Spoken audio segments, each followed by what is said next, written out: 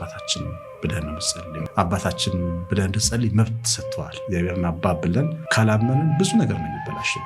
ከራሳችንም ጋር ነው የምንታረቀው። እግዚአብሔር አባቴ ነው፣ እኔ እግዚአብሔር ልጅ ነኝ፣ ትልቅ አባት አለኝ፣ አባቴ ጥሎኝ ቢሄድ እናቴ መቃብር ብትገባ ትቶኝ የማይሄድ አምላክ አባት አለኝ ብለህ ማመን ትችል ነው የሚያደርግ ጸሎት ነው። እና ስምህ ይቀደስ ይመስገን ማለት ነው። ስምህ ይቀደስ ማለት ሰማይ ምድርም ያመስግንህ የኔ አባት ተመስገንልኝ ማለት ነው።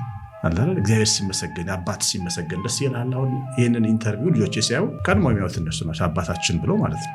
የሚሰርበኝ ካለ ልጆቼ ናቸው የሚበሳጩበት። ሲያመሰግነኝ ደግሞ ደስ ይላቸዋል። በዚህ መንፈስ ነው ስም ይመስገን የምንለው። ተመስገንልኝ የኔ አባት እንደማለት ነው። መንግስት ትምጣ የሚለው አሁን በንኖርበት ቦታ የኛ ስፍራ አይደለም። ቅድስና እሱን መምሰልን፣ ፍቅርን፣ ለሰው መኖርን፣ በተለይ ፍቅርን ምንለዋል እዛ ያ መንግስት ውስጥ ቶሎ ይምጣና እዛው ሰብስበን ማለት ይሄ ቦታ ገና የዝግጅት ቦታ ነው። ይሄ ዓለመኛ ዓለም አይደለም። መንግስት ትምጣ፣ ፈቃድህ በሰማይ እንደሆነች እንድንመ ፈቃድህ ደግሞ ይምራል።